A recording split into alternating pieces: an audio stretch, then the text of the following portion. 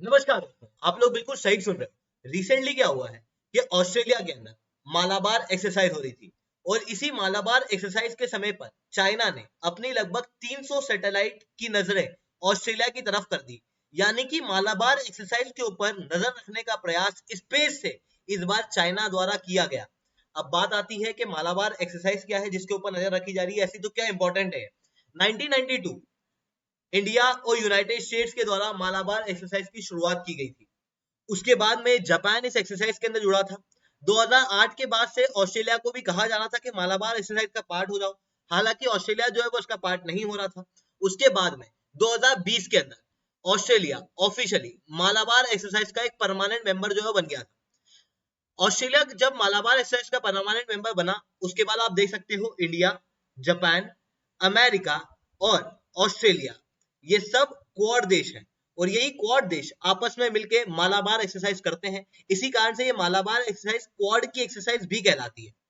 अब चाइना को आप देखोगे तो चाइना के बिल्कुल अगेंस्ट खड़ा है क्वाड, क्योंकि ऑब्वियसली चाइना के खिलाफ ही अमेरिका द्वारा क्वाड जो है वो बनाया गया था। हालांकि कहने के लिए क्वाड ये कहता है कि हम लोग एंटी चाइना नहीं है, हम लोग इंडो पैसिफिक रीजन के अंदर पीस और स्टेबिलिटी बनाए रखने के लिए आए हैं। पर रियलिटी हम सब लोग जानते हैं। तो दोस्तों फिर बात आती है कि अभी जो स्पाई किया गया, क्या ये पहली बार किया गया?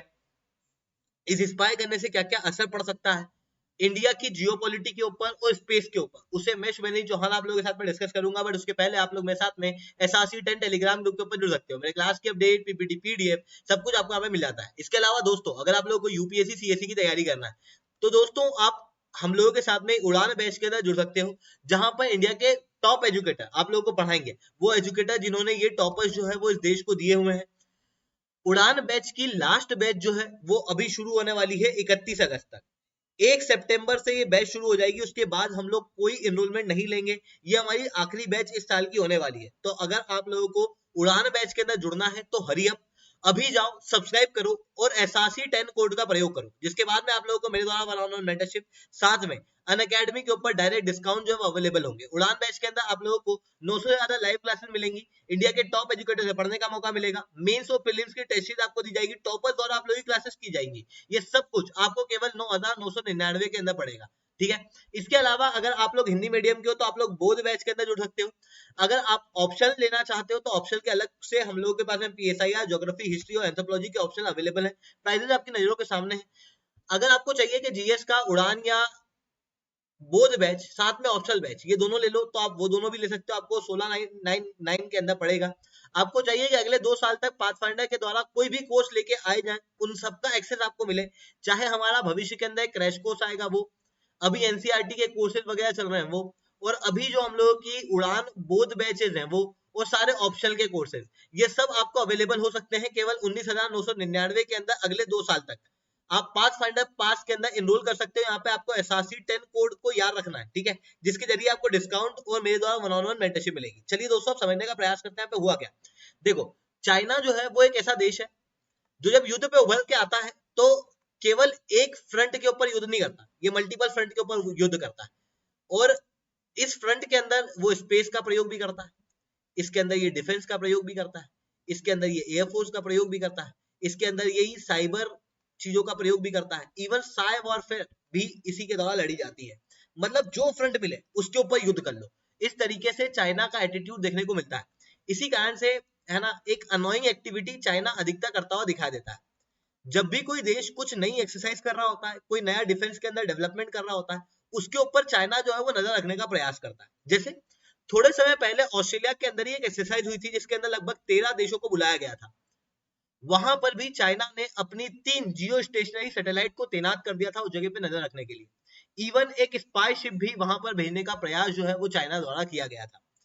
इतना ही नहीं दोस्तों, रिसेंटली जब मालाबार एक्सरसाइज हो रही थी तो ऑस्ट्रेलिया की ब्रॉडकास्टिंग कंपनी द्वारा बताया गया कि मालाबार एक्सरसाइज के ऊपर लगभग 300 से ज्यादा लो अर्थ ऑर्बिट के ऊपर घूमने वाली सैटेलाइट्स को चाइना ने तैनात किया, ताकि चाइना जो है वो मालाबार एक्सरसाइज को देख सके। कौन यहाँ पर लीड ले रहा है, कौन यहाँ पर अटैक कर रहा है, भारत ने किस तरीके के जहाज भेजे हैं, यूएस के कैसे जहाज हैं, उसके अंदर इनकी क्या स्ट्रेटेजी है, उन सारी चीजों को देखने का प्रयास चाइना द्वारा किया जा रहा है। यानी कि यहाँ से इंटेलिजेंस गैदर करने का प्रयास जो है वो चाइना द्वारा किया जा रहा है। और ऑब्वियसली आज का समय जो है वो इंटेलिजेंस का समय है, आज का समय जो है वो इंफॉर्मेशन का समय है। जिसके पास इंफॉर्मेशन है वो अपने युद्ध को बहुत आसान, अपने दुश्मन को बहुत आसानी से परास्त कर सकता है। ऐसी कंडीशन में चाइना ये जो कर रहा है वो सीधी सी बात है, अपने दुश्मनों को कमजोर करने के लिए, अपने दुश्मनों को अनॉय करने के लिए करता हुआ दिखाई दे रहा है। हालांकि चाइना ये चीज पहली बार नहीं कर रहा, इसके पहले भी चाइना कई बार कर चुका है। इवन आप भी कहोगे तो सर हमको ये बात क्यों बता रहे हो, इस बार कुछ इंपॉर्टेंट है जो मेरे को आप लोगों के साथ में डिस्कस करना है। जैसे आप लोगों ने इसके पहले देखा होगा कि चाइना के द्वारा एक स्पाई बलून को यूनाइटेड स्टेट्स के ऊपर से उड़ाया जा रहा था। यूनाइटेड स्टेट्स को भी उस समय पे अनॉय करने का प्रयास किया जा रहा था, जिस समय पे यूनाइटेड स्टेट्स के पास में कोई ऑप्शन नहीं बचा और यूनाइटेड स्टेट्स ने उस समय पे इस स्पाई बलून को फोड़ दिया था। ठीक उसी समय पे उसी तरीके से आपको देखने को मिल रहा था कि एक युआन वांग करके चाइनीज स्पाई शिप है जो श्रीलंका के अंदर चाइना द्वारा तैनात की गई थी। उस समय पे इनके द्वारा कहा गया था हम कोई भी रडार वगैरह चालू नहीं करेंगे, पर वही भारत को डर तो लगा रहता है ना कि हमारा दुश्मन जो है बिल्कुल पास में आ गया है, स्पाई शिप लेके आया है जिसके जरिए वो भारत की बॉर्डर के ऊपर नजर रख सकता है, भारत के इंपॉर्टेंट इंफ्रास्ट्रक्चर के ऊपर नजर रख सकता है। तो वो चीज हम लोगों को यहाँ पर देखने को मिलती है। इतना ही नहीं, थोड़े समय पहले एक और चीज आपको देखने को मिल रही थी, जब भारत अग्नि का परीक्षण कर रहा था उस समय पर, जब भारत ने एनओपी जारी किया था इंडियन ओशन रीजन पे, उस समय पर भी चाइना के द्वारा अपना युआन वांग 6 को वहां पर तैनात कर दिया गया था। ये सारी चीज तभी होती है जब इंडिया, ऑस्ट्रेलिया, जापान ये देश कुछ नया डेवलपमेंट कर रहे होते हैं डिफेंस के सेक्टर में। तो चाइना अपनी स्पाईशिप भेज देता है और चाइना कहता है, मतलब जब विश्व बातें खड़ी करता है चाइना के खिलाफ कि क्यों स्पाईशिप भेजी, तो चाइना कहता है तो हम क्लाइमेट चेंज के ऊपर असर देख रहे हैं, हम देख रहे हैं कि यार क्या हो रहा है वर्ल्ड के अंदर, हम लोग देख रहे हैं कि यार पानी और ओशनोग्राफी के अंदर क्या हो रहा है, ओशन की बायोडाइवर्सिटी क्या है, हम तो इन्वायरमेंट के ऊपर टेस्ट कर रहे हैं।